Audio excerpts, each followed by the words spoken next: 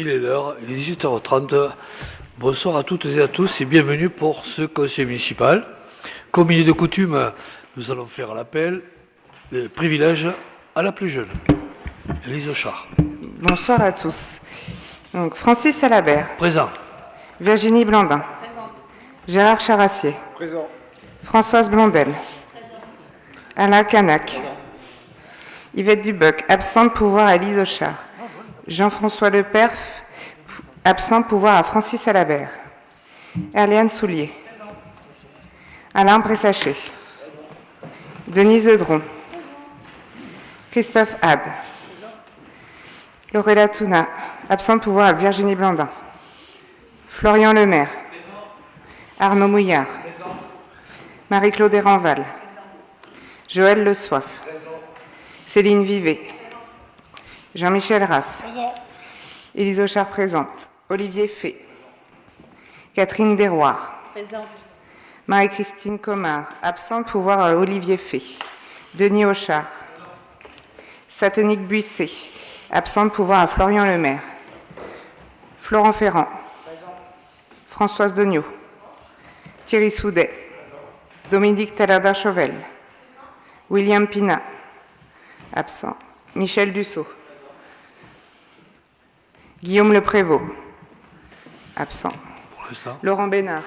Absent pour l'instant. Absent. Pierre Hortebise. Absent pour l'instant.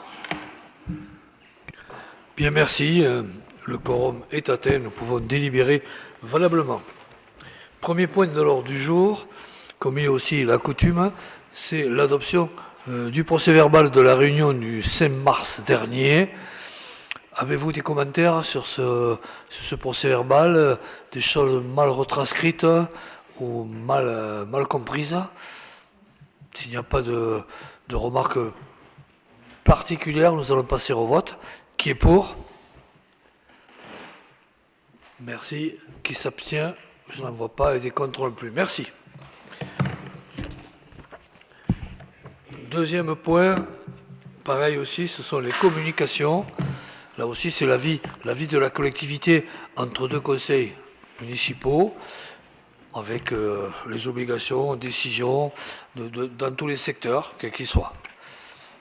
Y a-t-il des commentaires sur cette partie-là? Je n'en vois pas. Merci. Question suivante. Délibération numéro 3. Mise à disposition du personnel de la ville sur les budgets annexes. Vous savez que là aussi, tous les ans, quand nous faisons le bilan, c'est la participation des personnels sur les budgets annexes, qu'on verra tout au long de la soirée d'ailleurs, dans les différents points budgétaires. Virginie Blandin, par rapport à ce point. Donc effectivement, les budgets annexes remboursent au budget ville les frais représentatifs de la mise à disposition des personnels qu'on peut faire. Donc tout d'abord pour le budget salle municipale, donc pour l'espace culturel des Vikings, nous avons 3 régisseurs à temps plein, un agent administratif à 33% et un agent d'entretien à temps complet. Ça représente une valeur estimée de 178 900 €. Pour la salle du Vieux Moulin et les CAD, 2 gardiens à temps complet, 2 gardiens à 80%, un agent d'entretien à 34 heures hebdomadaires sur 4 mois, donc du 1er janvier à fin avril, ce qui représente un montant estimatif à 184 200 €. Ensuite, pour le budget spectacle, nous avons un agent administratif à 67%, un agent administratif sur la suppléance de la régie billetterie à 50% et des prorata de la directrice des finances à 4,75% et de la DRH à 1,50% et 3% d'un agent du service communication, ce qui représente un montant prévisionnel de 36 500 €. Pour le budget publication, un agent administratif à 50%, ce qui représente un montant prévisionnel à 20 000 €. Donc, bien sûr, ces sommes sont prévisionnelles et seront ajustées en fonction des dépenses réelles des salaires.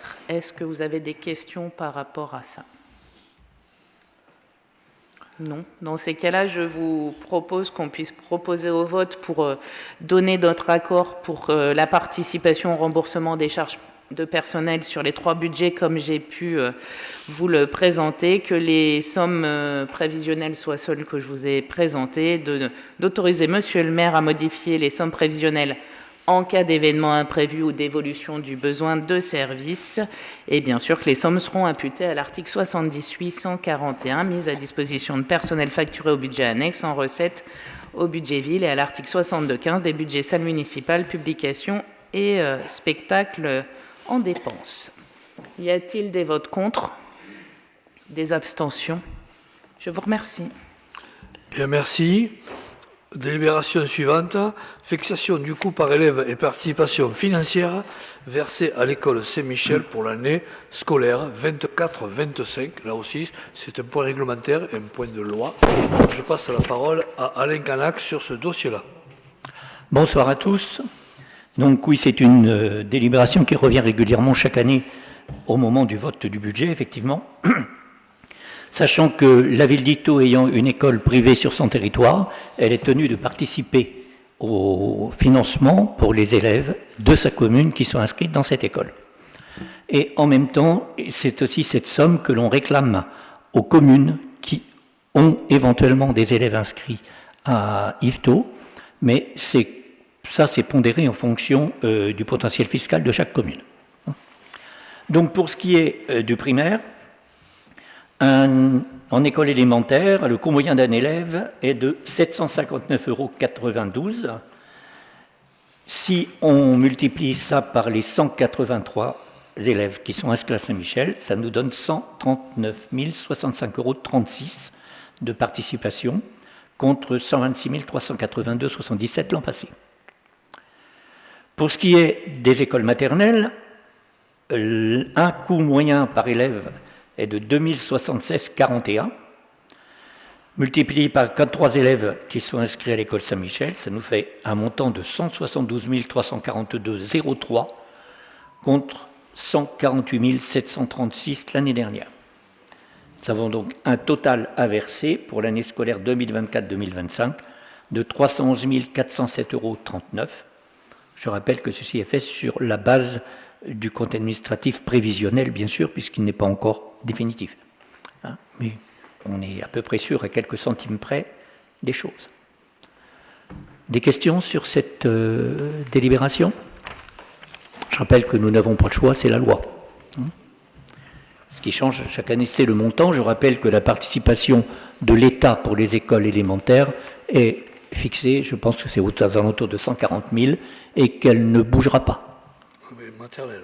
Pour les maternelles, pardon. Excusez-moi. Qui s'abstient? Qui est contre? Je vous remercie. Adopté à l'unanimité. Merci. Délibération suivante, actualisation des autorisations de programme et des crédits de paiement correspondants, bien évidemment. Budget ville, budget salle municipale pour l'année 25. Là aussi, c'est aussi une actualisation des APCP qu'on appelle dans le jargon. Donc je passe la parole à Alain Canac. Cette partie-là, merci. Alors nous avons déjà vu ça effectivement lors du débat sur les orientations budgétaires.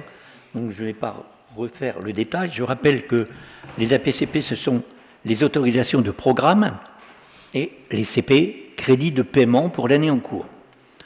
Donc là, vous avez les différents projets qui sont inscrits.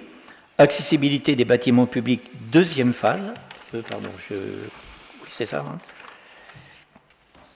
Qui sont, au départ, nous avions mis 935 000 et compte tenu des coûts que nous avons reçus lors du marché, nous baissons l'autorisation de programme de 135 000 €, ce qui nous amène l'autorisation de programme à 800 000, sachant que normalement, nous n'utiliserons cette année que 150 000.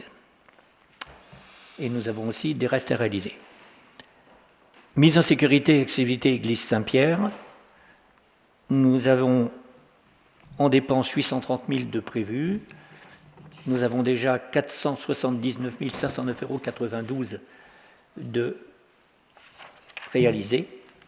Et il reste donc en crédit nouveau 15 000 et les restes à réaliser 321 000 avec un reliquat l'an prochain.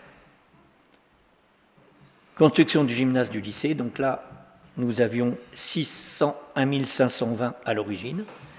Nous avons déjà versé 56 250. Crédit nouveau cette année, 120 304. Et le solde de l'an prochain, 210 532,22. Travaux de voirie rue du Vieux-Sainte-Marie, ça je le rappelais la dernière fois, c'était un accord avec Sainte-Marie, 150 000 à la base, baissé de 11 239,49 en fonction des marchés, et 138 710,51, il n'y a pas de crédit nouveau, il n'y a plus que cela à verser. La sécurité et accès aux loges des Vikings pour les salles municipales, malheureusement, ce qui est prévu de 240 000 reste en prévision. Par contre, les crédits nouveaux devront, là, ils sont à 160 000, mais ils devront être légèrement augmentés, puisque nous avons maintenant les devis définitifs pour les travaux, et 2 devis sont beaucoup plus importants même que prévu à la base. Mais pour l'instant, on n'a pas pu le mettre là-dessus, puisqu'on ne l'a su que hier. C'était un peu tard.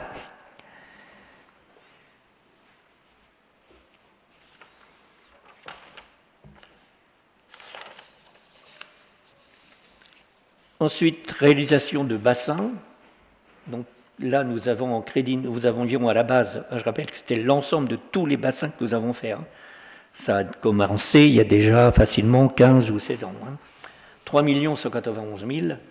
Cette année, nous rajoutons 480 000 de crédits nouveaux. Il restera un peu plus de 161 000 l'an prochain. Et très peu de reste est réalisé, 12 805. Et une subvention toute petite, malheureusement.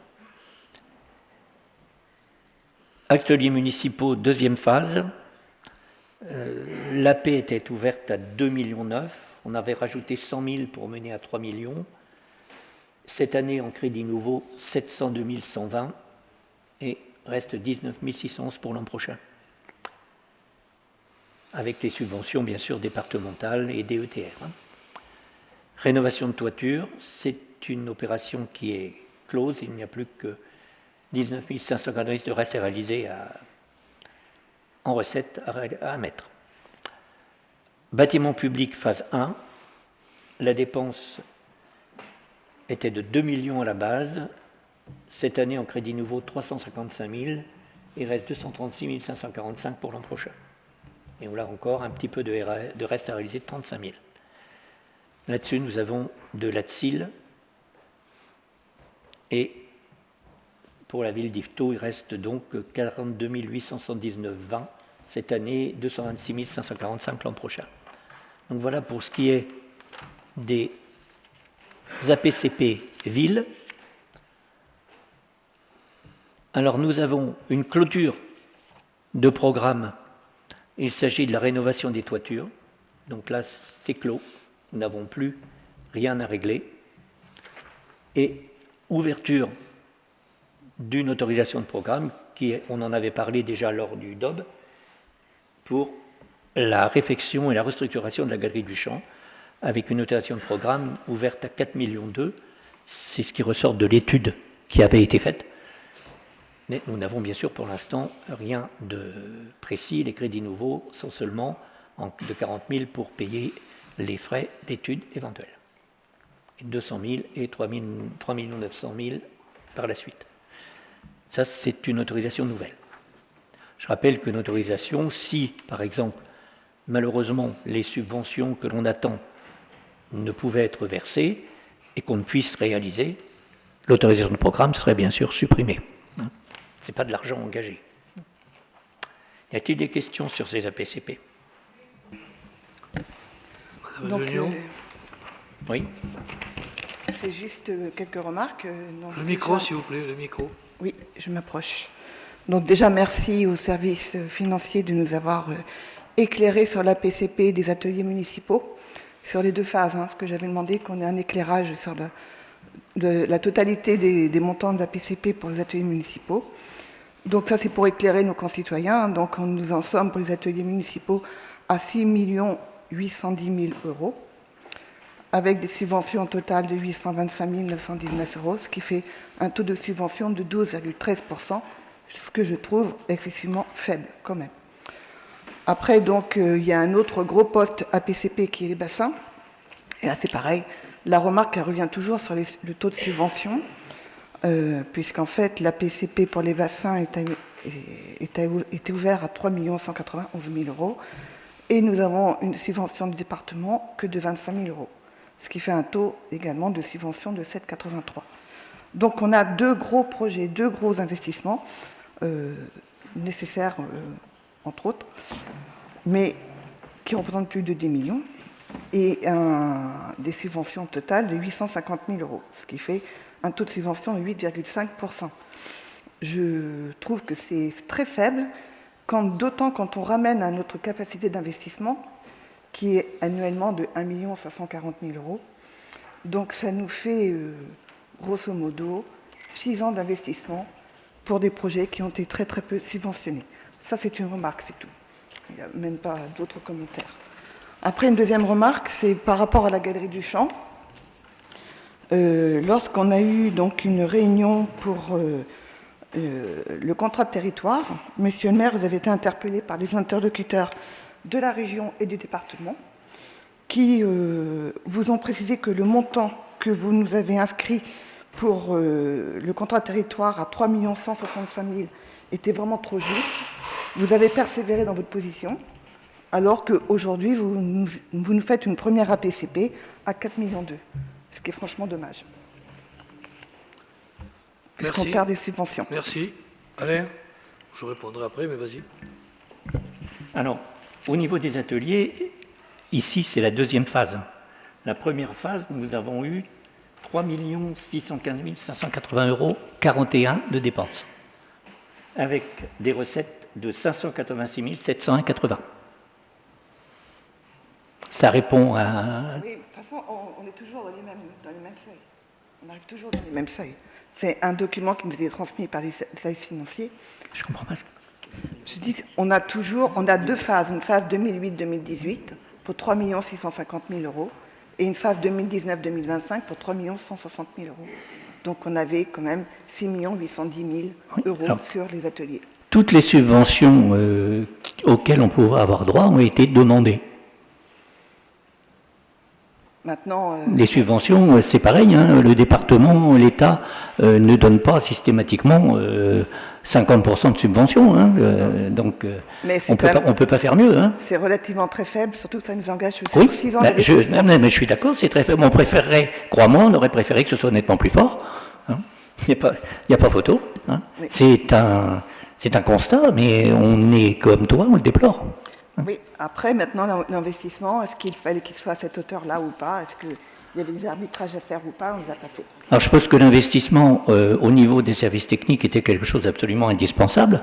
Je rappelle que tout au départ, les tout premiers débats que nous avions eus, l'investissement tournait autour de 9 millions. Et nous l'avons réduit puisque nous sommes à 6. Ce qui n'est quand même pas mal. Il y a eu un travail sérieux de fait à ce niveau-là. 6,8 millions, on est plus proche de 7 que de 6 quand même.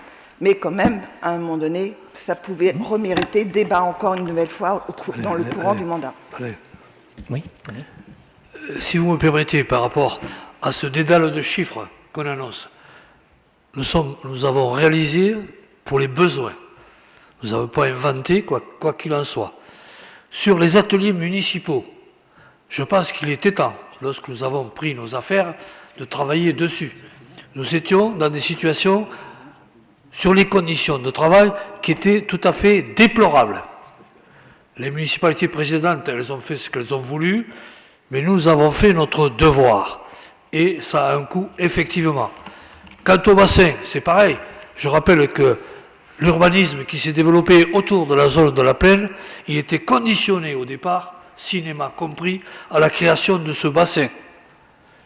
Et je rappelle aussi que par rapport à ça, nous sommes sur la partie haute et dans le cadre d'un risque d'inondation, nous avons ce souci de protection, la partie qui est en dessous. Après, c'est vrai que le département sur ce point s'est largement dédouané autrement, à savoir qu'elle a participé uniquement sur le montant par rapport au bassin, sur la partie végétalisation que nous allons faire pour donner un caractère moins brutal qu'un bassin comme ça de rétention. Ça, c'était le point fort. Voilà. Et là-dessus, par rapport à ça, je le rappelle, ça a été des obligations comme l'accessibilité et autres. Alors c'est vrai qu'on peut inventer tous les chiffres ils sont là, ils sont présents, ça aussi, ça faisait partie de nos obligations et de notre caractère du mandat électoral. Oui, mais de mentionner que ça représente plus de 6 ans d'investissement, c'est aussi important pour nous administrer. Mais moi, à toute fin utile, j'arrêterai ça, mon intervention, pour entrer dans une pas rentrer dans une polémique stérile. Je dirais qu'on peut s'honorer, tous ici, d'avoir contribué à donner tout ce qui était réglementaire et dont la population avait besoin. Y a-t-il d'autres remarques sur les APCP? Nous passons donc au vote. Qui s'abstient? Qui est contre? Je vous remercie. Adopté à l'unanimité. Merci. Nous avons toute une série là qui s'approche de la partie budget, financière, etc. Alain Canac va être soumis au feu de la rampe et sur la partie... Je m'y suis préparé. sur la délibération suivante, il s'agit de la fixation des taux de fiscalité directe locale. Alors c'est généralement une délibération qui fâche, mais comme je l'avais annoncé lors du débat sur les orientations budgétaires, nous n'avons pas augmenté les taux pour équilibrer notre budget. Les seules augmentations qui ont lieu sont celles de la loi de finances, à savoir 1,7%. Les bases seront augmentées de 1,7%. Donc nous gardons bien sûr les taux tels qu'ils étaient, en taxes d'habitation à 20,80%. Donc ça, bien sûr, c'est sur les résidences secondaires et les logements vacants, puisqu'il n'y a plus de taxes d'habitation par ailleurs. Les taxes foncières sur les propriétés bâties restent à 54,65 et la taxe foncière sur les propriétés non bâties reste à 83,70. Des questions? Qu'est-ce qui veut qu'on augmente? Personne? Qui est contre? Qui s'abstient? Je vous remercie. Merci. Délibération suivante. État des subventions de fonctionnement allouées aux associations pour l'année 25. Alain Canac, sur ce point-là. Donc, comme l'an passé, nous avons fait 2 délibérations. Une pour ce qui est des subventions de fonctionnement pour tout ce qui est association loi 1905, et ensuite des subventions pour les autres organismes. Donc, je ne vais pas vous lire la totalité des subventions, ce serait un peu fastidieux. Est-ce que quelqu'un a des questions à poser sur cette liste de subventions? Juste une remarque par rapport au vote. On est certains qui sommes présidents du... Alors, les présidents d'associations, bien sûr, tout à fait, tu as raison de le rappeler, ne peuvent pas participer au vote, bien évidemment. Il n'y a pas de questions? Donc, on y va pour ça. Je rappelle quand même que la totalité est de 336 277 €, légèrement en baisse par rapport à l'an passé.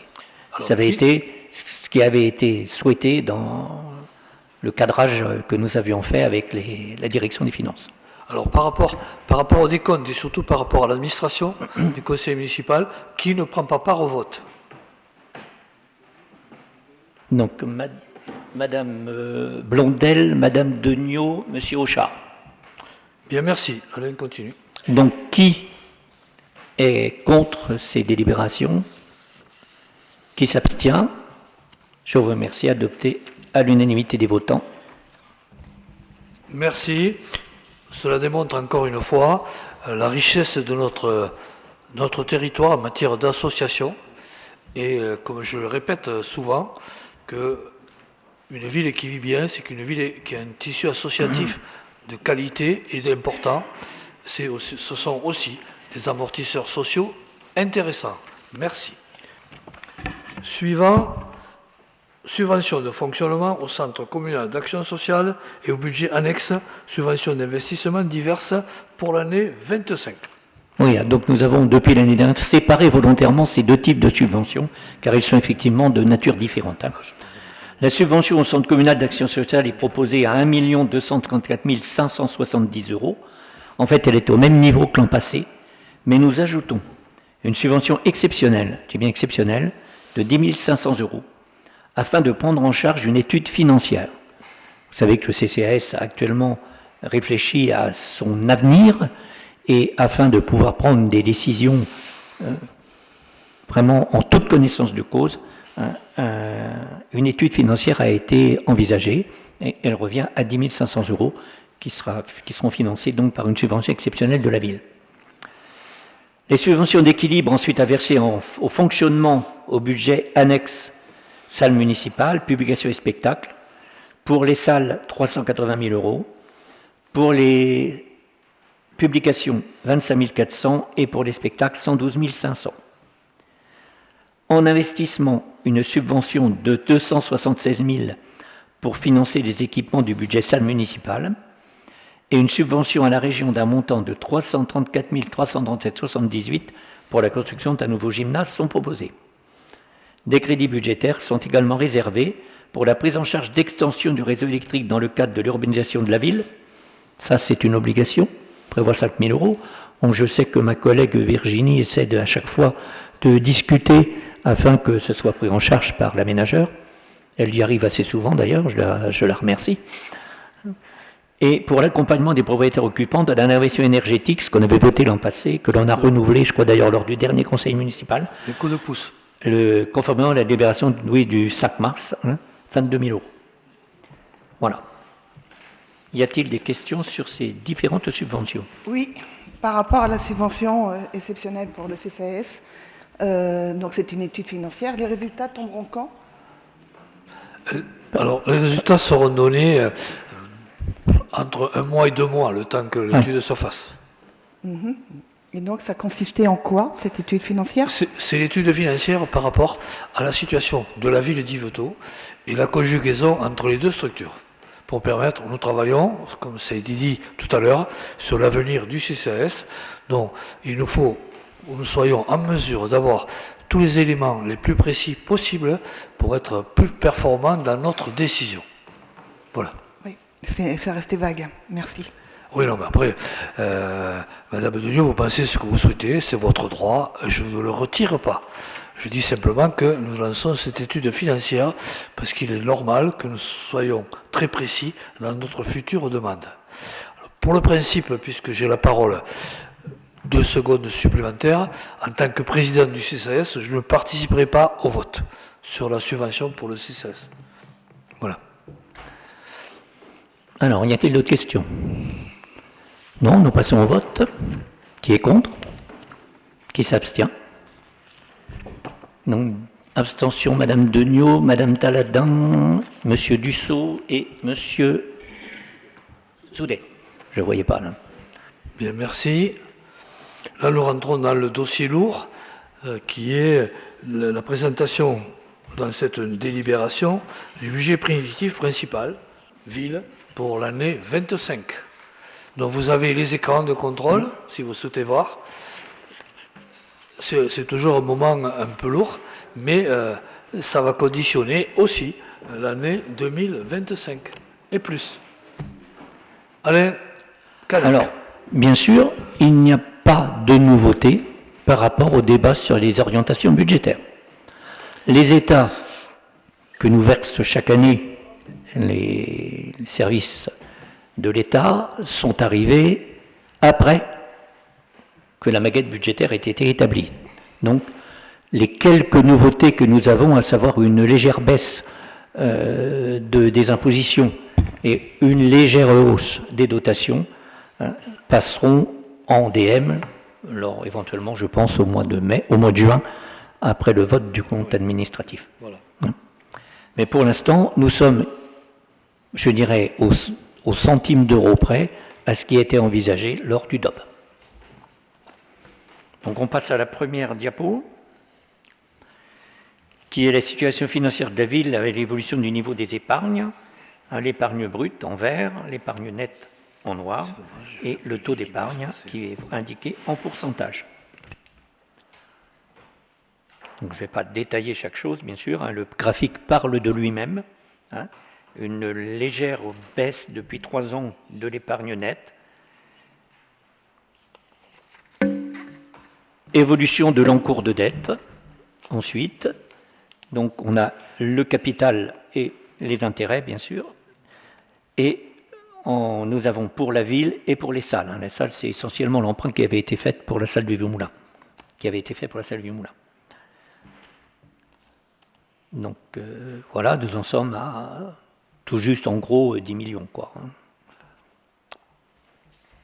Si on prend ensuite la situation financière avec l'évolution de la capacité de désendettement, ce que j'avais annoncé lors du DOB, nous sommes actuellement à 5 années 81 si nous remboursions la totalité de la dette en une seule fois.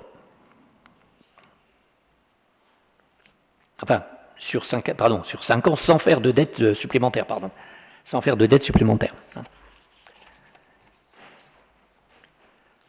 Ensuite, les éléments clés du budget primitif. Donc un résultat cumulé de 2024 en fonctionnement qui est de 3 348 692,78 €, affecté par anticipation au budget primitif à raison de 1 500 000 en investissement, afin de financer notamment les restes à réaliser, et un solde de 1 848 692,78 € reporté en section de fonctionnement.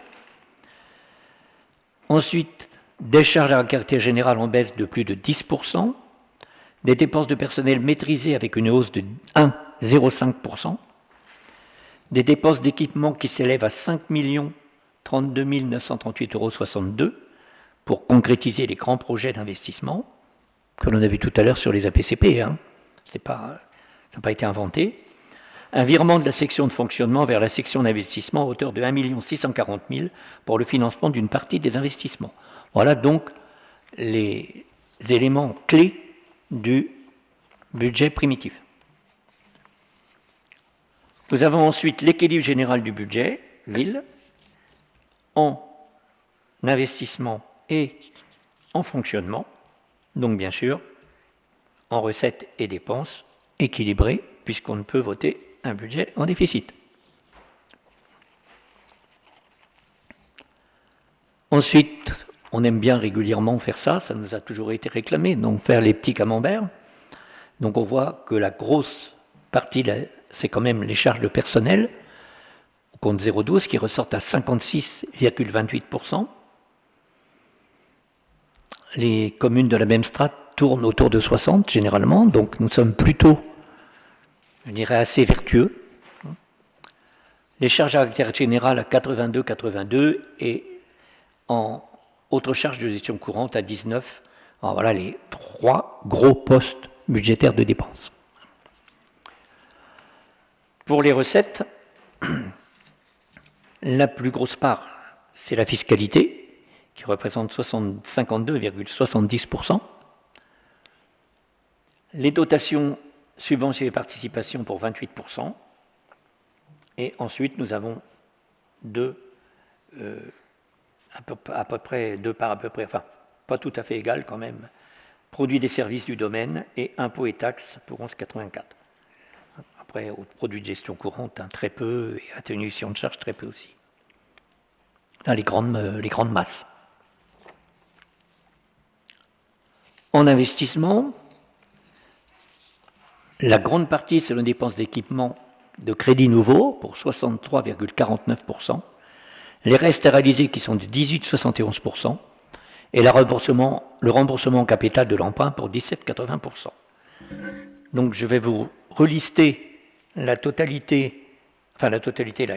gros postes d'investissement que nous avions vus déjà, encore je le rappelle, lors du DOB.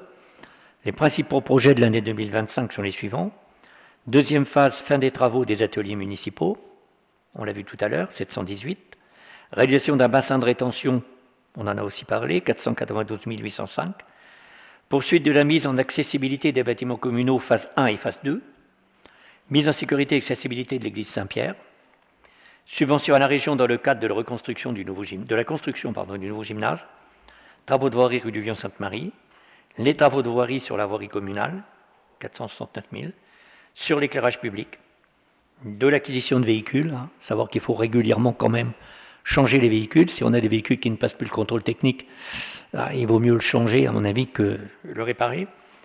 Et de gros investissements, dont effectivement la nacelle, qui est le plus gros investissement de véhicules.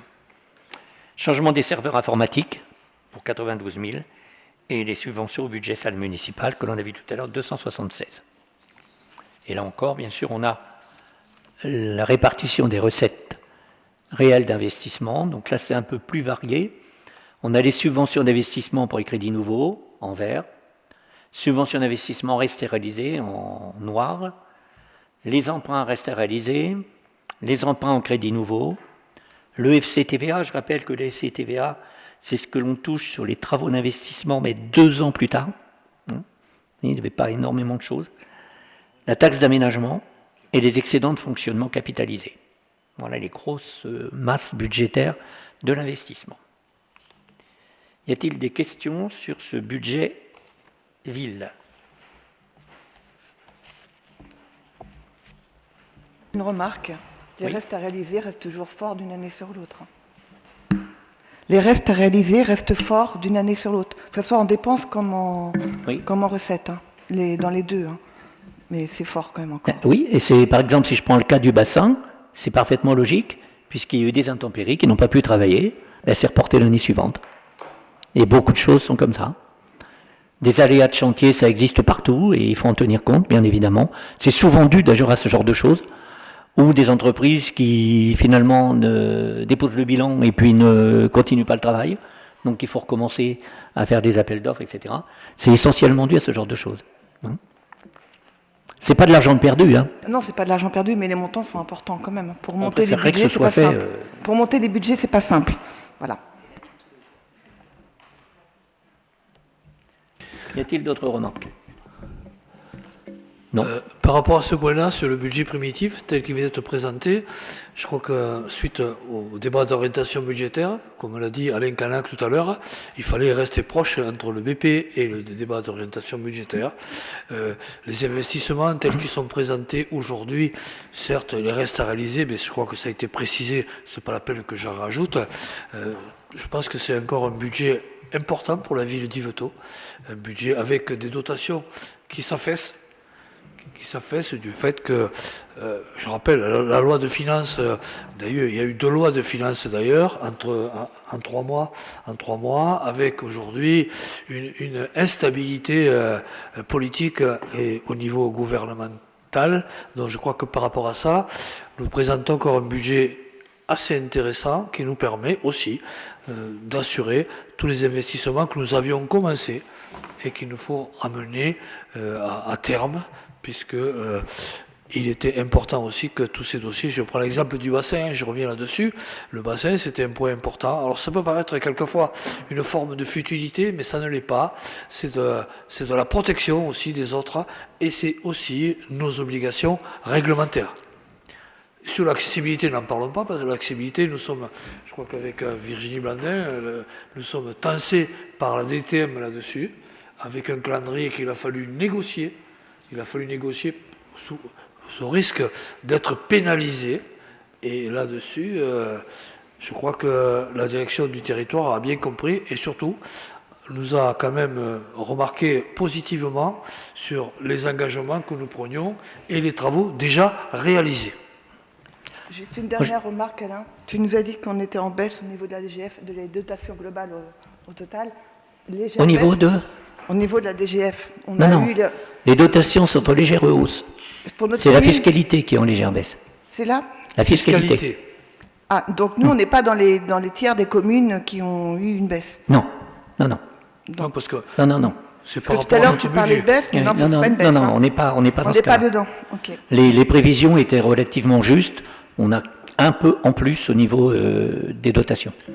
Donc, puis c'était par rapport on n'est pas concerné par les baisses du budget de l'État. Ouais, c'est parce que c'était des communes qui avaient un BP de plus de... Je voudrais rajouter quelque chose, et au niveau du fonctionnement, vous avez vu que nous avions 56% frais de personnel, donc ça, c'est quasiment incompressible. Mais nous n'avons pas que ça en obligation. Nous avons tout ce qui est contrôle obligatoire. Dès que vous avez des installations, qu'elles soient sportives, qu'elles soient de sécurité, etc., vous avez énormément de contrôles qui doivent être faits chaque année, et ça revient très cher. Les caméras, c'est dans les 22 000, je crois, de maintenance chaque année. Vous avez, au niveau informatique, c'est tout bête, protection contre, pas seulement les virus, mais vous savez, toutes les attaques que l'on peut avoir. Et il y en a. Hein. Là, je parle sous le contrôle, je ne sais pas s'il est encore ici, de notre directeur de l'informatique. C'est Un logiciel, c'est un peu plus de 7 000 euros. Donc, vous voyez, toutes ces dépenses obligatoires, finalement, si on regarde bien, en fait, on peut jouer au mieux sur entre 25 et 30% du budget de nous-mêmes, de notre propre choix, compte tenu de toutes les... Je crois que c'est quand même important à savoir et que la population aussi le sache. Donc, y a-t-il encore des questions? Nous allons donc, s'il n'y en a plus, nous allons passer au vote pour ce budget principal ville. Donc, je vous demande d'adopter le budget primitif ville 2025 avec reprise anticipée des résultats qui s'équilibre en dépenses et en recettes de fonctionnement et d'investissement à la somme de 26 300 816 euros 38 centimes, conformément au document joint en annexe à la présente délibération, et autoriser Monsieur le maire à opérer des virements de crédit dans la limite de 7,5%. Ça, c'est important aussi de pouvoir effectuer entre les différents articles des virements de crédit. Voilà. Qui s'abstient? Donc, comme tout à l'heure, c'est bien, vous avez une personne de plus dans l'opposition. Donc, Madame Degnaud, Monsieur Soudet, Madame Taladin et Monsieur Dussault, qui est contre, donc. Je vous remercie, le budget primitif de la ville est adopté. Bien, merci pour cet exercice-là. C'est l'occasion aussi qui m'est donnée, en votre nom et en mon nom, et remercier tous les services financiers qui travaillent en collaboration avec Alain Canac tous les jours. C'est du travail quotidien. C'est du travail quotidien et on ne peut que se féliciter d'avoir cette relation permanente par rapport à ce travail quotidien. Merci à toutes les équipes. Délibération suivante. Je l'aurais fait tout à l'heure, mais c'est bien de l'avoir fait. Ouais. Ça, on n'a pas oublié. Non. Alors, toujours on continue. BP, salle municipale. Donc, les salles municipales, nous avons là, comme tout à l'heure, les investissements et le fonctionnement. Donc, 734 122 en fonctionnement et 469 000 en investissement. C'est quand même relativement important. Si on regarde la répartition sur le camembert, nous avons les charges à caractère général 36,06. Les charges de personnel, ici, elles sont légèrement plus élevées, 59,75.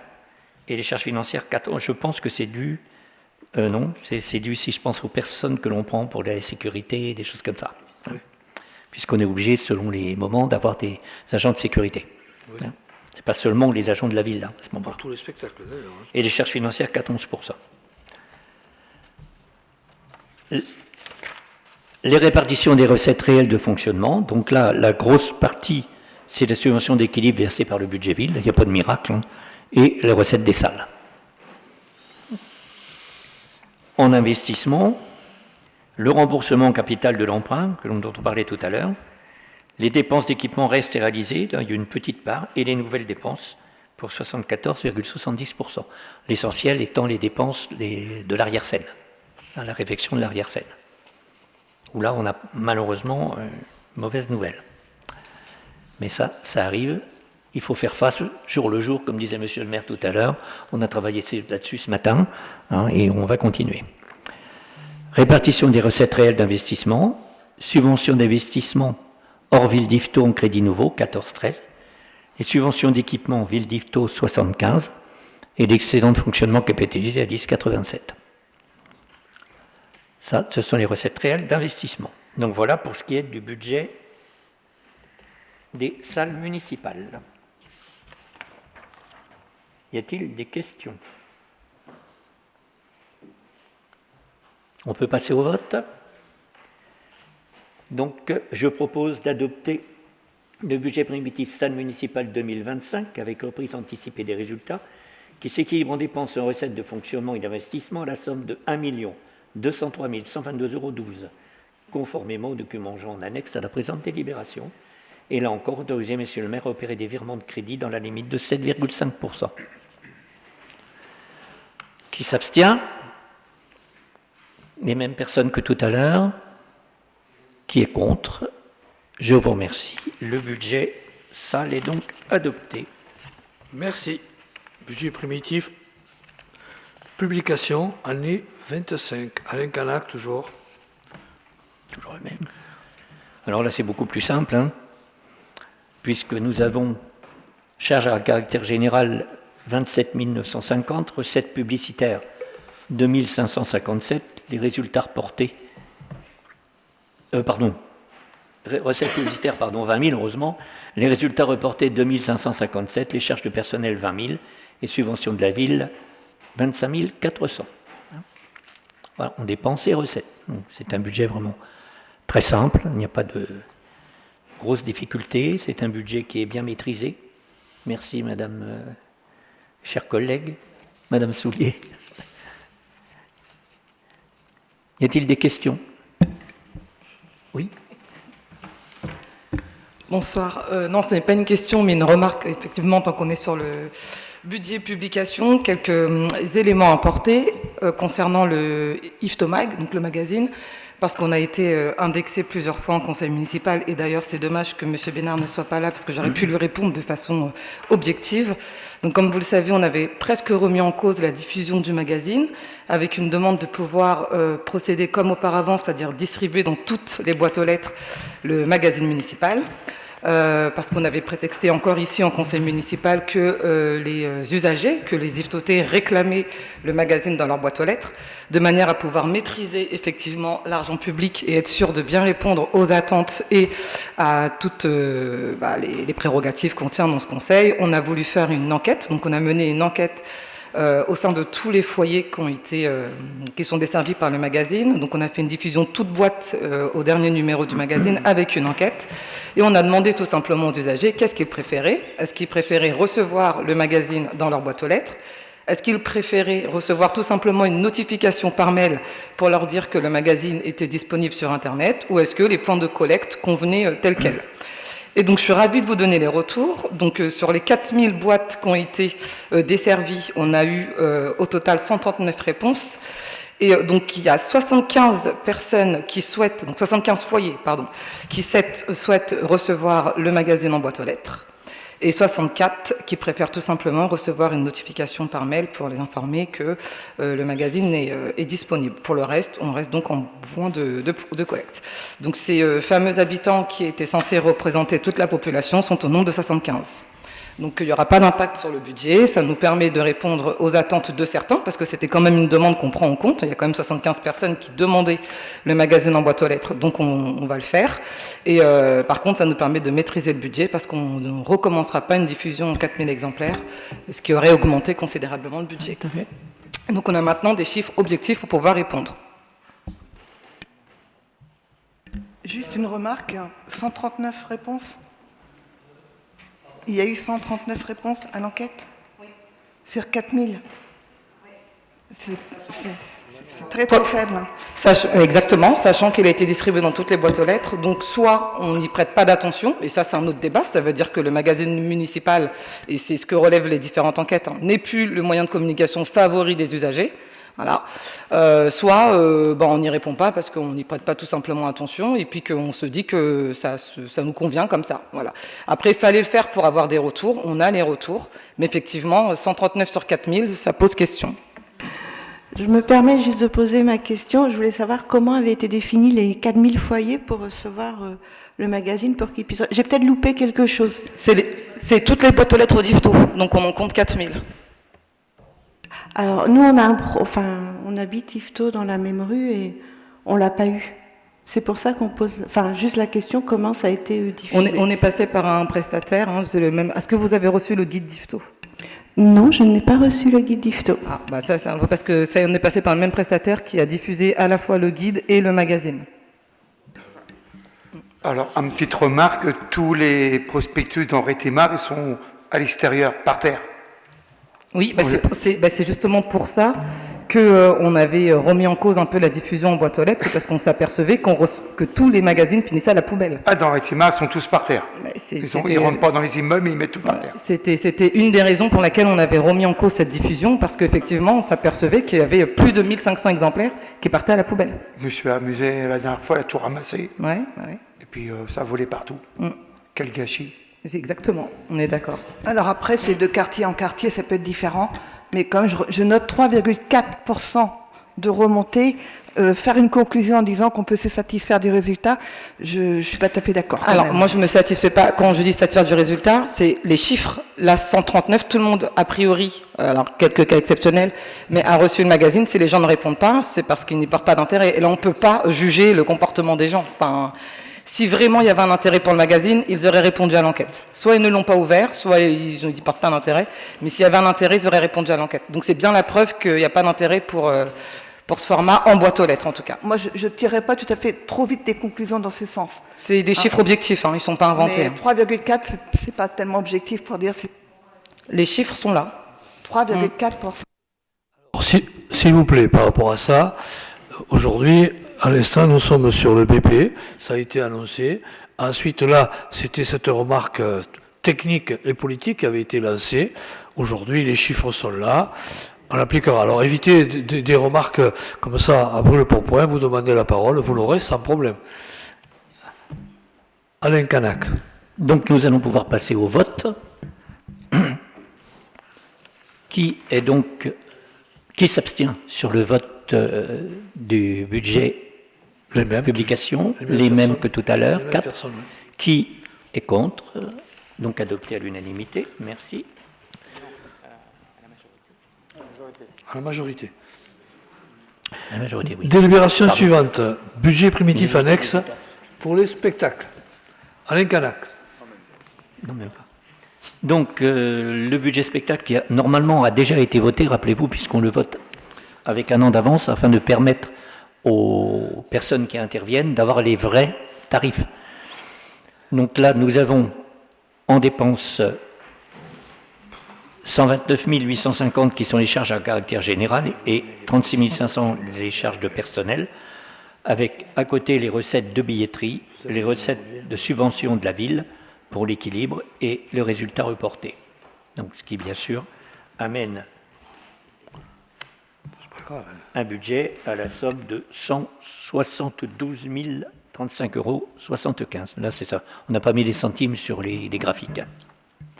Voilà. Y a-t-il là aussi des remarques? Pas de remarques? On passe au vote, donc. Je vous propose d'adopter le budget primitif spectacle 2025 avec reprise anticipée des résultats, présenté par Nature, qui s'équilibre en dépenses et en recettes de fonctionnement et d'investissement à la somme de 172 035,75 €, conformément au document joint en annexe à la présente délibération. Et là encore, autoriser M. le maire à opérer les virements dans la limite de 7,5%. Qui s'abstient? Les mêmes personnes. Qui est contre? Adopté à la majorité. Cette fois, j'ai bien dit à la majorité.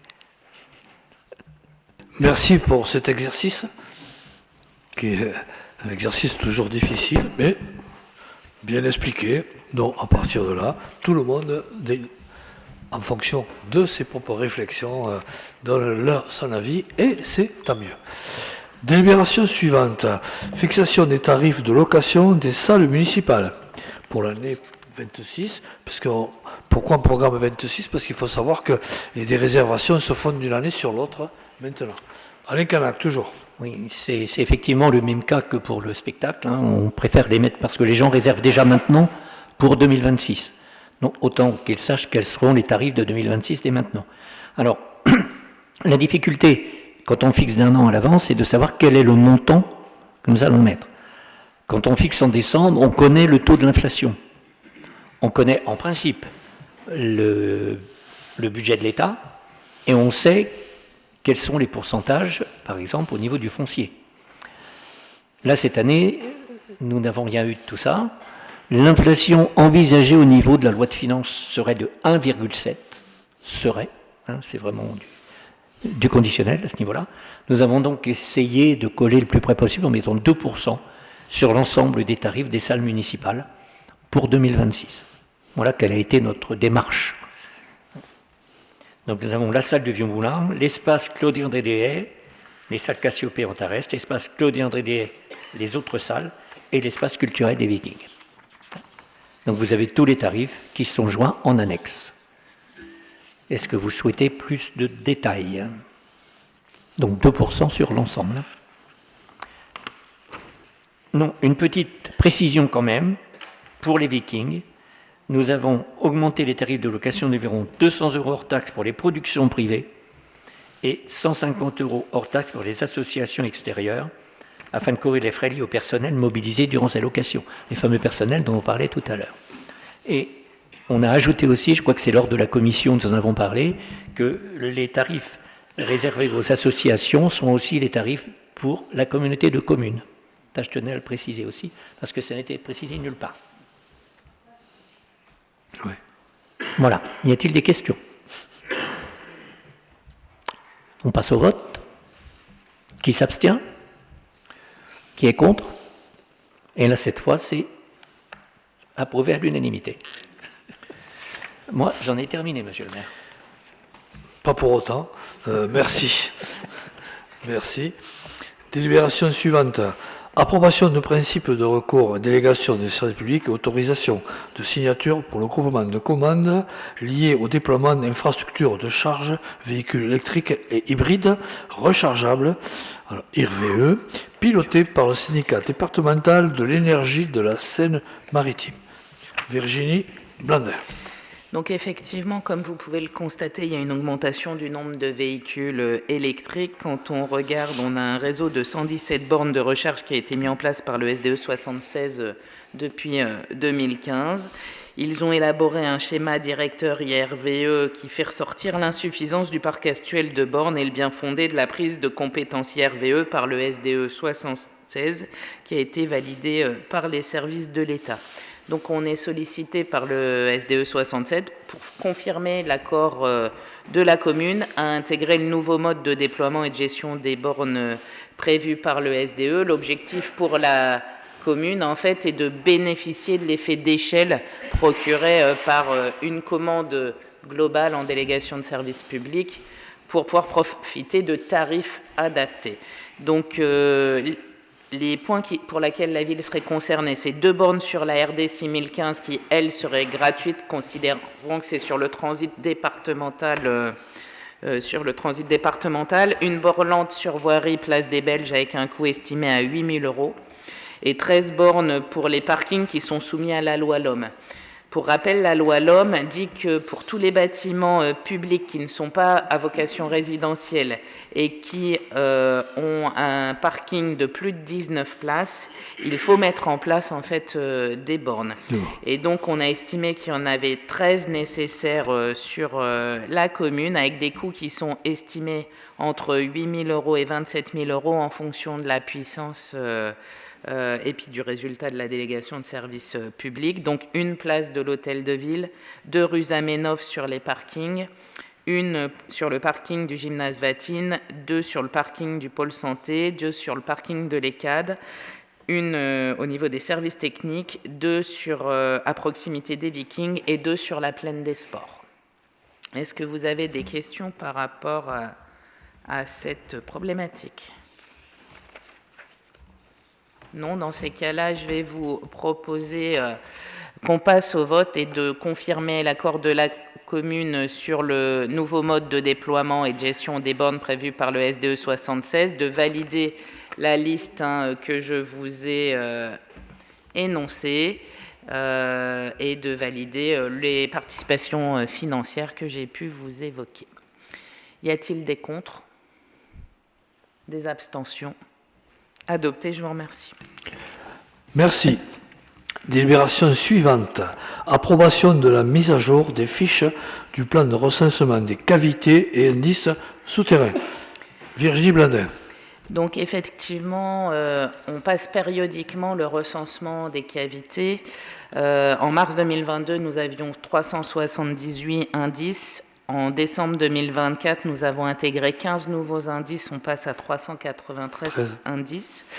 Et on a pris en compte des études géotechniques sur 26 indices existants, quand certaines personnes font des études pour pouvoir lever ou modifier des périmètres de sécurité. Donc, si vous en êtes d'accord, l'objectif pour nous, c'est de valider effectivement, prendre acte de cette mise à jour, de dire que les tout ce qui est création d'indices et les périmètres de sécurité affectés au plan des indices de cavité souterraine seront pris en compte pour l'instruction des autorisations d'urbanisme.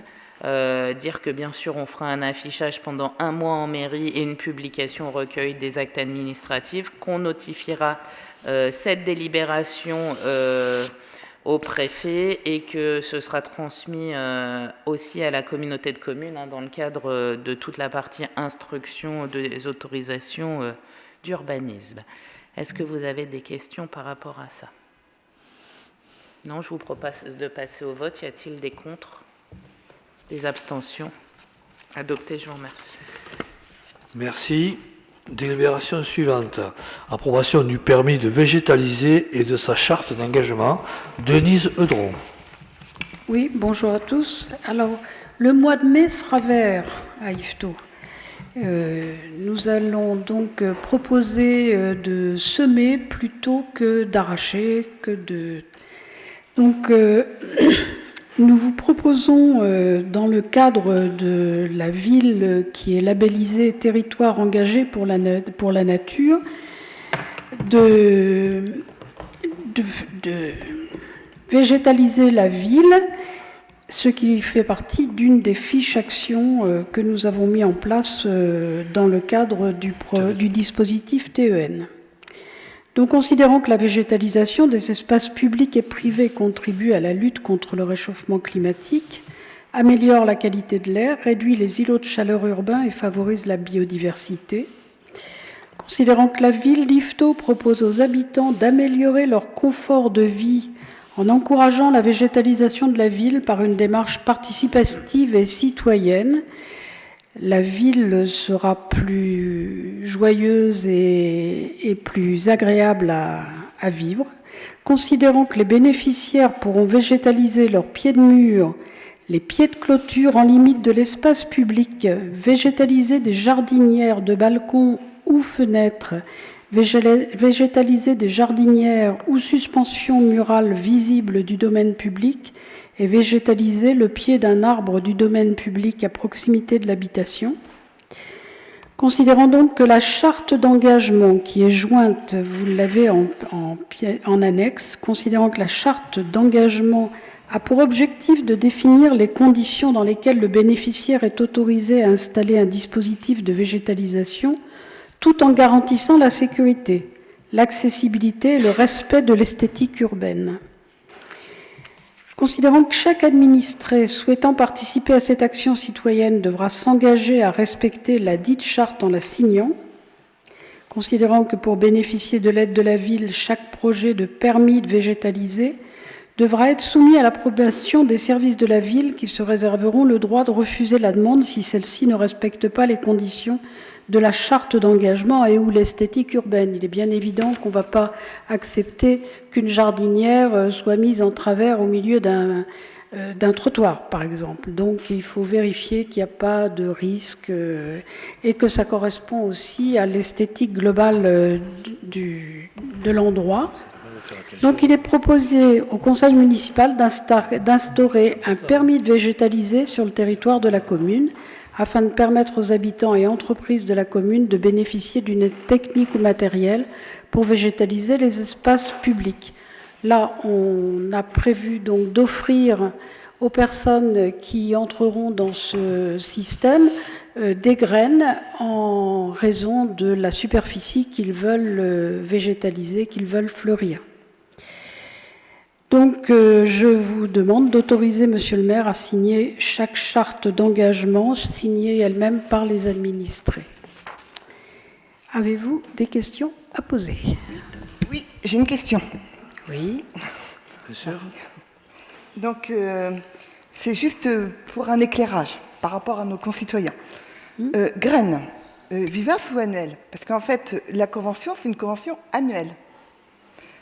Si vous donnez des graines qui sont des vivaces, la convention annuelle ne tient pas, parce que chaque année, ça peut être remis en cause. Ne t'inquiète pas, ce sont bien des vivaces.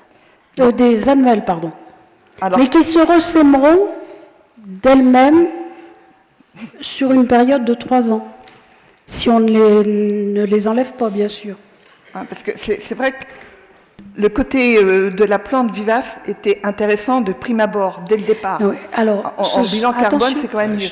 Attention, tu as peut-être remarqué que nous donnons des graines, effectivement, qui sont des graines de plantes annuelles.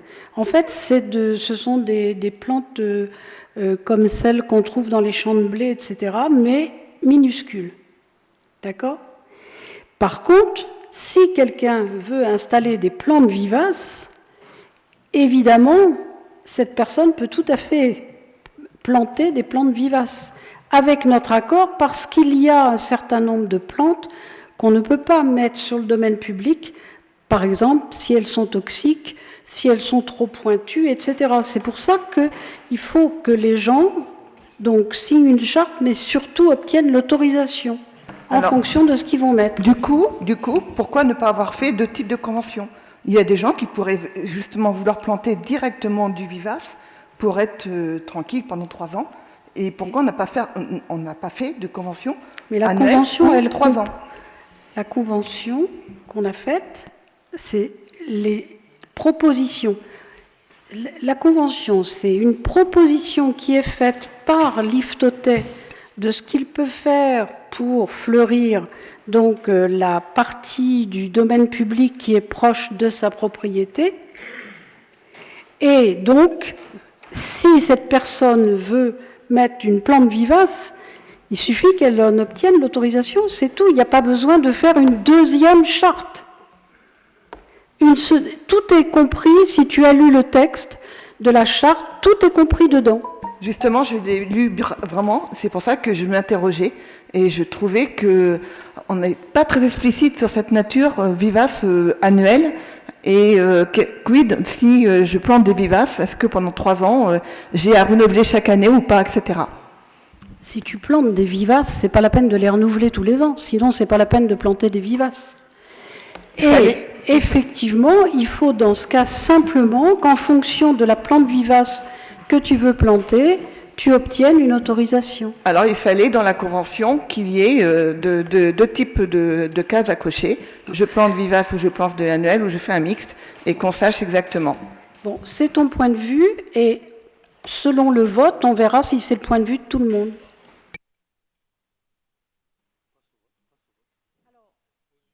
Pardon. Donc, nous passons au vote. Qui s'abstient? Qui vote contre? Donc, adopté à la majorité. Délibération suivante. On va partir sur la partie sportive. Donc, convention pluriannuelle d'objectifs entre la ville d'Yvetot et l'association Les Archers du Roi d'Yvetot. Alain Bressaché. On a beaucoup d'Alain ici. Hein. Oui, les meilleurs. Donc c'est la petite contribution habituelle maintenant du service des sports à l'animation du conseil municipal qui consiste à proposer donc des conventions pluriannuelles d'objectifs avec les associations sportives. Aujourd'hui, il y en a 2 qui sont à peu près de même niveau. Donc ce sont des conventions d'objectifs sur 2 ans. L'une pour l'association des Archers du Roi d'Yvetot, donc qui s'entraîne à la fois au gymnase Vatine, au manoir du Fay et au bois de Touffreville. Cette convention a essentiellement pour objet de renouveler leur cadre, en fait. Depuis le départ de l'ancien président, qui était aussi arbitre, il y a quelques difficultés, puisqu'il y a des impositions de sécurité très importantes au niveau du tir à l'arc. Donc là, il y a une formation de cadre qui va se dérouler sur 2 ans. Et donc nous allons contribuer, avec cette convention d'objectifs, à la formation du renouvellement de ces cadres et arbitres nécessaires à l'activité du tir à l'arc. Est-ce que vous avez des questions à propos de ces conventions d'objectifs, de celle-ci? Est-ce que donc vous autorisez, monsieur le maire, à verser une subvention de 2 500 € et à signer la convention avec les Archers du Roi d'Yvetot? Est-ce qu'il y a des abstentions, des votes contre? à l'unanimité cette fois. Je vous remercie. Merci. Délibération suivante, toujours dans la même rubrique, convention pluriannuelle d'objectifs entre la ville d'Yvetot et l'association Full Contact Yvetot-T, les Wallabies. Les Wallabies, donc avec l'accent. Que je rappelle quand même que c'est les Australiens en rugby qu'on appelle aussi les Wallabies. Oui.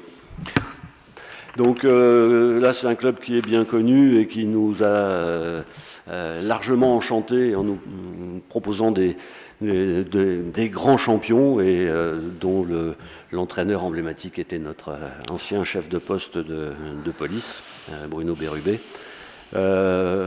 Pareil, convention sur 2 ans, histoire de leur permettre de stabiliser un peu l'effectif, de renouveler les cadres. C'est compliqué, ce ne sont pas des disciplines très connues, malgré le fait que ça fonctionne très bien sur Yvetot. Oui. Il y a en particulier une structure de cette association avec des très jeunes enfants. Et puis là, ils se sont mis dans le système sport-santé avec la CPTS et la ville. Donc c'est une association qui est compliquée à gérer et donc nous allons aider dans sa gestion et dans la formation aussi de ces cadres par cette convention d'objectifs sur 2 ans, donc qui se terminera en novembre 2027, donc de 2 500 €. Les montants n'ont pas été revus depuis un bon moment maintenant, puisque les contraintes budgétaires ne nous permettent pas de faire plus. C'est quelque chose qui pose d'énormes problèmes. Et pour ce faire, ils vont organiser aussi un gala de Full Contact où, je pense que vous avez lu la presse, Alan et Brice vont remettre leur ceinture mondiale et européenne en jeu à Yvetot au mois de mai. Je vous invite à venir nombreux.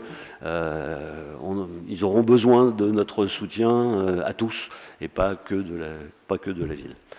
Est-ce que vous avez des questions à propos de cette convention d'objectifs ?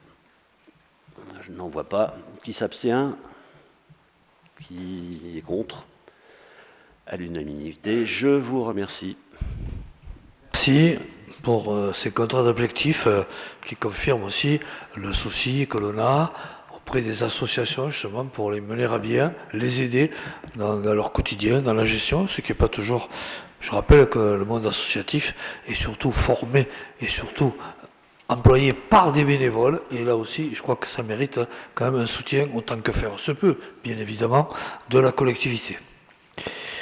Délibération suivante, c'est renouvellement de la convention tripartite entre la ville, le collège Camus, le département, sur la partie financière du département, mise à disposition des équipements sportifs. Alain Bressager.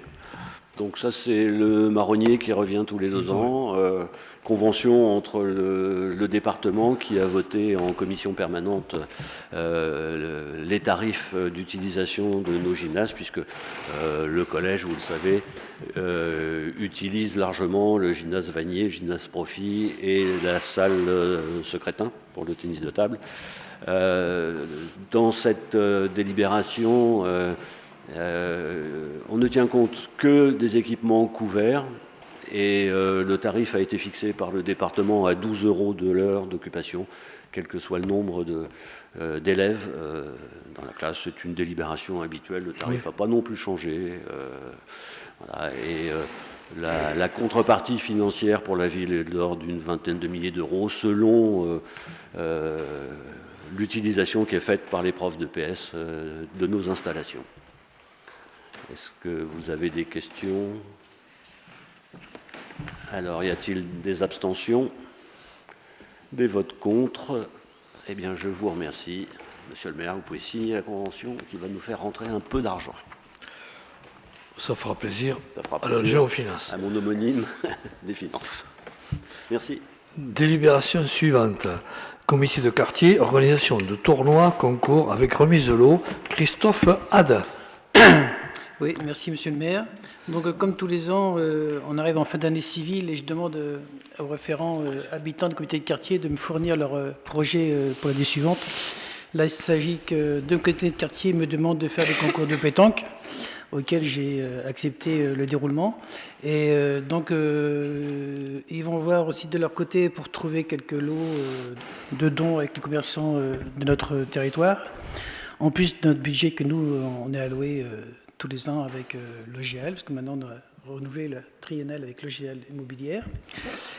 Donc, évidemment, le règlement me sera soumis et ma seule décision sera prise, mais je ne vois pas pourquoi je refuserais leur déroulement. Voilà.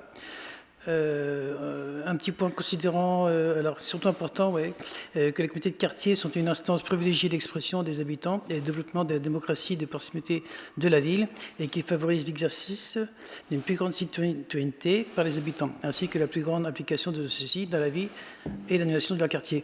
Là, j'ai 4 comités de quartier. En ce moment, comme on dit, ils tournent très bien. Voilà. J'ai 2 nouvelles référentes au sud et à l'ouest. Voilà, de très bonnes initiatives vont se faire.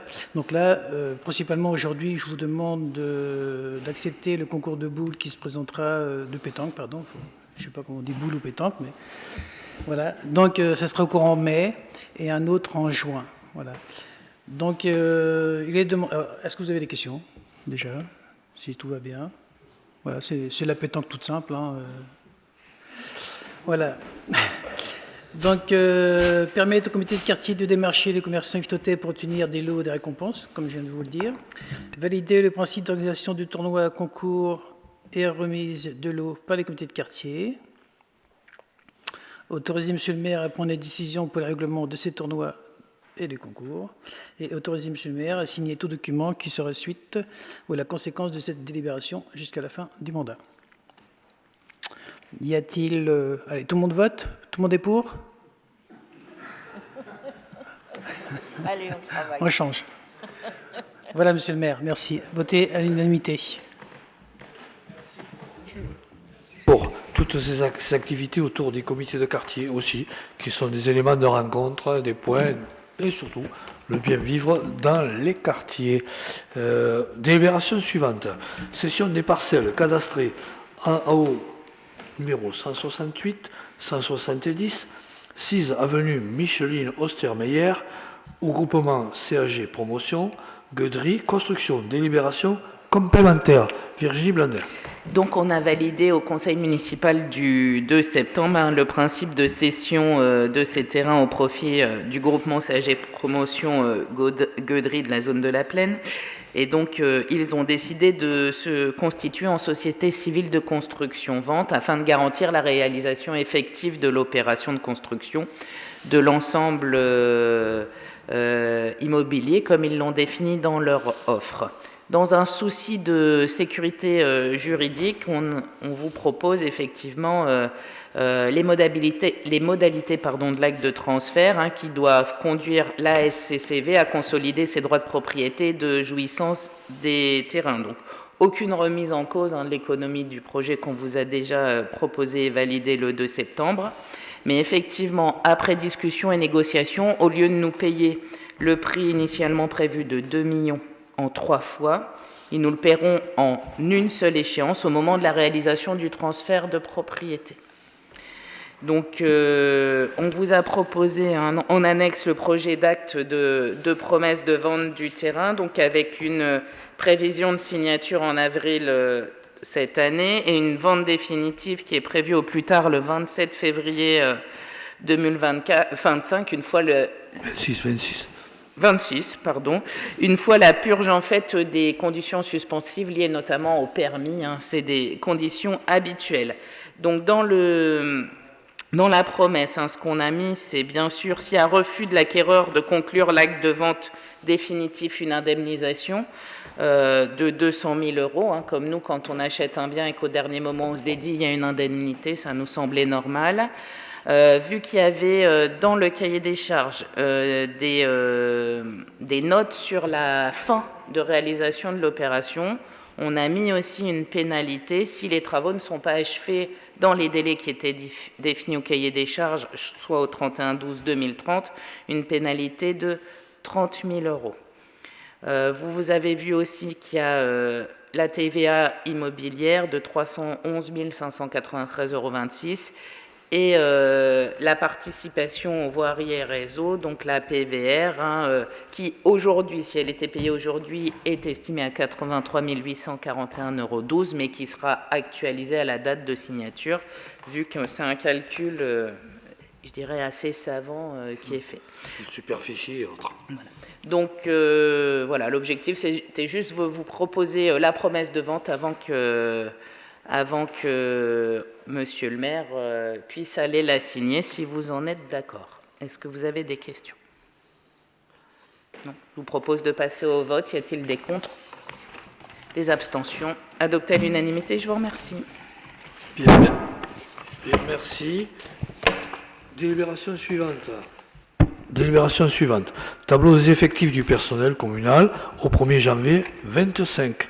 Virginie Blandin. Donc c'est le vote annuel des effectifs au 1er janvier. Donc nous avons les emplois budgétés, donc 176 emplois permanents à temps complet, 21,55 emplois permanents à temps non complet, ce qui fait un nombre budget de 197,55 ETP au total. Dans les effectifs pourvus en équivalent temps plein, donc nous avons 171,49 agents titulaires, 15,03 agents non titulaires, ça nous fait un total de 186,52. Donc c'est pour ça que nous avons un certain nombre de remplaçants et de contrats qu'on peut passer pour pouvoir expliquer et faire les actions de la dizaine de postes qui est manquante. Est-ce que vous avez des questions par rapport à ça? Non, je vous propose de passer au vote et d'approuver le tableau des effectifs au 1er janvier 2025 et bien sûr de préciser que les crédits nécessaires ont bien été pourvus au chapitre 12. N'y a-t-il des contre? Des abstentions? Adopté à l'unanimité, je vous remercie. Merci. Délibération suivante. Personnel communal, modification numéro 4 du tableau des effectifs 25. Virginie Blandin, toujours. Donc, à la direction des affaires juridiques de la vie, de la collectivité et de la jeunesse, pour le service accueil de loisirs, nous avons un agent qui est en période de préparation au reclassement depuis le 20 avril 2024 pour une durée d'1 an, suite à une inaptitude définitive de l'agent à ses fonctions d'adjoint d'animation. À l'issue de cette PPR, il y aura possibilité de reclassement, mais dans un autre grade. Sauf que au centre de loisirs, il faut quand même respecter les taux d'encadrement et donc on va avoir besoin de conserver son poste à 33 heures hebdomadaires pour pouvoir assurer ce taux d'encadrement.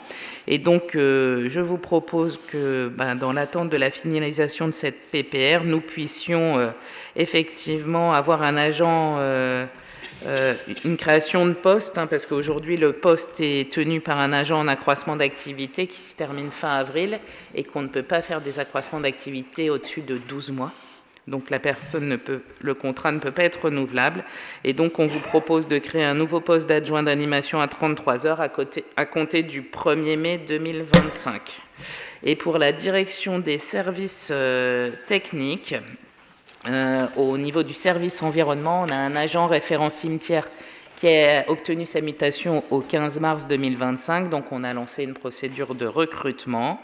Et on a trouvé un candidat, mais qui n'a pas le même grade qu'avait la personne qui a été mutée. Donc on vous propose de créer un poste d'adjoint technique à temps complet au 1er mai et de supprimer un poste d'adjoint de maîtrise à temps complet au 1er mai aussi.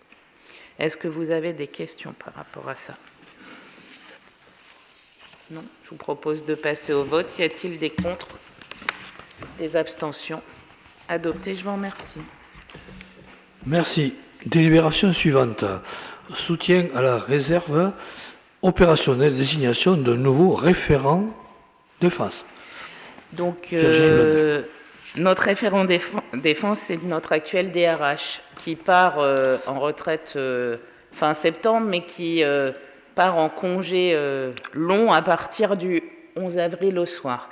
Donc de ce fait, elle ne peut plus tenir ce poste de référent défense. Et donc ce qu'on vous propose, c'est que sa remplaçante qui est arrivée, qui s'appelle Nathalie Riffaut, puisse être nommée à partir du 14 avril pour que, je dirais, il n'y ait pas de vacances en fait dans la désignation de ce référent défense qui va gérer l'ensemble en fait des relations dans le cadre de nos relations avec le ministère des Armées pour tous les personnels qui sont considérés en réserve opérationnelle. Y a-t-il des questions par rapport à ça? Je vous propose de passer au vote. Y a-t-il des contre? Des abstentions? Adopté, je vous remercie. Merci. Délibération suivante. Conseil d'administration de l'OGEAL, désignation de représentants de la ville, renouvellement. Comme vous le savez, nous sommes représentés au conseil d'administration de l'OGEAL par un élu de la ville. Et là, dans les statuts de l'OGEAL, l'OGEAL a informé la commune d'Yvetot que le mandat d'administrateur détenu par la ville est appelé à être renouvelé lors de leur assemblée générale, la future d'ailleurs, en juin prochain. Par rapport à ça, il faut savoir qu'on a toujours participé à ce conseil d'administration. Bon, c'est une vieille histoire par rapport à l'OGEAL et historiquement qui sont appelés d'ailleurs les HLM d'Yvetot avec évidemment chaque fois des statuts nouveaux, des contraintes nouvelles. Par rapport à ça, il nous faut renouveler ce poste qui est détenu aujourd'hui par Virginie Blandin. Je pose la première question. Qui est candidat à ce poste? Merci. Virginie Blandin. Pas d'autres candidats. Par rapport à cela, je dois vous demander l'autorisation de voter à main levée ou à bulletin secret. Est-ce que vous êtes favorable à ce qu'on vote à main levée? Très bien, merci. Qui est pour la candidature de Virginie Blandin? Merci. Le conseil municipal n'est pas terminé, puisque je vais la rechercher, elle est là, elle est à mon début de classeur. C'est une question qui a été déposée par Madame Degnaud, qui est arrivée, comme le prévoit le règlement intérieur, en temps et en heure. Je me dois de la présenter et je laisse le soin à Madame Degnaud de la présenter. Oui, merci Monsieur le maire. Donc cette question, elle émane de votre présence lors de l'AG de l'association Faire Vivre le Manoir du Fay du 21 mars, sur lequel il vous faisait part de désordres techniques sur la restauration de la tour carrée du Manoir du Fay.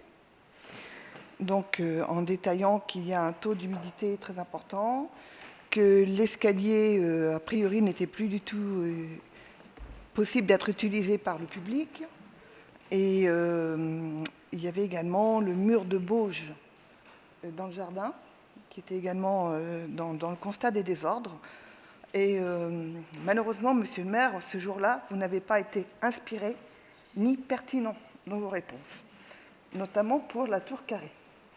Puisqu'en fait, vous avez argumenté sur une réponse d'ordre budgétaire et financier. Or, la question, notamment pour la tour carrée, elle était plutôt par rapport au fait qu'on avait donc des entreprises qui étaient qui pouvaient être mis notamment devant leurs responsabilités, puisqu'elles ont des couvertures d'assurance, donc notamment notre architecte en chef des monuments historiques, et également le bureau d'études, parce qu'en fait, il y a également eu un bureau d'études et il y a eu DECRA. Donc en fait, il y a quand même pas mal de sociétés qui donc, eux, doivent être sollicités. Et donc, on doit regarder tous les contrats, etc., pour justement mettre de l'ordre dans ces constats, tout simplement. Parce que j'ai quand même suivi les travaux et j'étais un peu surprise de votre réponse, parce qu'il eût été plus clair de dire qu'en effet, qu'on allait faire actionner donc, les contrats, leurs propres contrats d'assurance, tout simplement. Après, pour le mur de bauge, il n'était pas du tout dans le périmètre de la restauration qui avait été décidé dans ce mandat. Cependant, On avait déjà notifié cette possibilité de restaurer le mur de Bauge, notamment quand on a reçu le prix du patrimoine, pour que la Fondation du patrimoine serait partante pour nous aider dans la restauration du mur de Bauge. C'est une réparation qui rentre également dans les subventions possibles du leader, donc également, et je pense qu'on pourrait trouver d'autres financeurs possibles, d'autres bailleurs de fonds possibles. Donc ça serait bien quand même qu'on monte un dossier par rapport à ce mur de Bauge avant qu'il soit complètement écroulé. Et donc ça, je rejoins quand même donc les personnes du conseil d'administration de l'association Fairville Le Manoir du Fay. Et pour la tour carrée, je pense que vous avez déjà pris maintenant les devants et que je suppute que vous avez déjà commencé à regarder les contrats. Bien, merci. Par rapport à votre qualificatif de Perpignan, je vous renvoie à votre miroir, tout simplement, pour savoir qui est pertinent, qui ne l'est pas. Ceci étant dit, je rappelle ce que j'ai dit ce soir-là. J'ai encore une mémoire fiable. J'ai simplement dit, à la question qui m'était posée sur 3 points majeurs, et la démonstration a été faite ce soir, qu'il n'y avait aucune inscription budgétaire. Cependant, j'ai rajouté, je vais faire remonter les informations. Ce qui a été fait, pour démontrer aussi qu'on n'est pas resté les 2 pieds dans le même sabot. Nos services ont pris contact déjà avec l'association Faire Vivre le Manoir. Je rappelle simplement que la convention qui est entre Faire Vivre le Manoir et la ville, on parle du jardin et non pas du bâtiment. Ça, c'est un premier point. Le deuxième point, un message est envoyé par les services techniques. Je vous arrête parce que dans la dernière convention, la tour carrée était mentionnée dans la convention. Oui, attendez, laissez-moi finir. Je vous en prie, je vous ai laissé parler. Je souhaite pouvoir terminer. Par rapport à ça, nos services sont déjà interrogés et j'avais interrogé moi-même les services par rapport à ce point-là. Donc les contacts ont été repris. Nous avons aussi alerté l'architecte M. Martin, pour ne pas le citer, mais je le cite quand même, qui a derrière lui un parcours plus que intéressant et affirmé par rapport aux différentes structures. Je rappelle également, pour ceux qui ne l'avaient pas encore compris ou mal entendu, que le manoir est un monument classé et qu'à l'intérieur, même sur le parc, nous avons des obligations qui sont dictées par les fourches, codines ou pas, de la direction des affaires culturelles, et qu'à partir de là, je vais donner un exemple tout simple, le manège par exemple qu'on a mis pour les enfants, on nous a imposé des couleurs, on nous a imposé le lieu. C'est pour vous dire qu'on ne fait pas ce qu'on veut. Quand on reste, les services ont pris le dossier à bras-le-corps encore une fois, puisque nous avons regardé un peu cette partie qui procure beaucoup d'humidité. Je rappelle aussi que par rapport à la construction, c'est des bâtiments de 1600 et quelques années, peut-être un peu pour le local aux oignons, peut-être un peu moins anciennes. C'est des bâtiments où il n'y a aucune fondation, c'est à même le mur, la capillarité est là, elle est bien présente, c'est un bâtiment qui n'est pas chauffé, et troisièmement, je dirais qu'au départ, c'était pas une pièce qui était prévue pour faire des expositions, c'est simplement, pourquoi pas, temporaire et non pas permanente, et j'ai dit quelquefois que cette pièce-là ne devait pas servir de dépotoir inutile. Et je termine en disant, quant à une convention mixte telle que vous la souhaitez, je rappelle également que nous sommes assez grands garçons sur ce domaine-là et que nous sommes en capacité de faire jouer tout notre rôle juridique sur ce dossier si le besoin s'en faisait sentir. Merci. Merci du résultat, mais c'est vrai que la réponse eût été de la faire dès le 21 mars. Alors, je ne maîtrise pas votre calendrier. Je ne vous autorise pas à maîtriser le mien. J'ai dit ce jour-là, et j'avais un témoin ici présent, qu'il n'y avait aucune ligne budgétaire. Ça s'est confirmé encore ce soir. Merci. Dernier point, c'est une information. Comme quoi, c'est le printemps, le soleil brille quelquefois. Même si une hirondelle ne fait pas le printemps, je rappelle simplement que, suite à la motion que nous avions validée au dernier conseil municipal, notamment sur la fermeture de classe, j'ai reçu un courrier de Madame l'inspectrice d'académie, directrice académique des services de l'éducation nationale. Monsieur le maire, dans une lettre en date du 3 mars 25, vous avez souhaité attirer mon attention sur le projet de fermeture de classe envisagé à l'école primaire Camp-l'Ermite-Cottard de votre commune à la rentrée 25. Je vous confirme que j'ai décidé d'annuler la fermeture de classe initialement prévue dans cette école à l'issue des instances de concertation qui sont tenues 5, 6 et 14 mars. Je reste à votre écoute et je vous prie de croire, monsieur le maire, en l'expression de ma considération distinguée. La motion et les rencontres que nous avons eues, puisque nous avons rencontré toutes les instances locales sur ce point, avec nos arguments que nous avons avancés, et je peux me féliciter, et vous féliciter aussi, d'avoir adopté cette motion qui nous permet d'avoir un premier souffle pour la prochaine rentrée. Merci.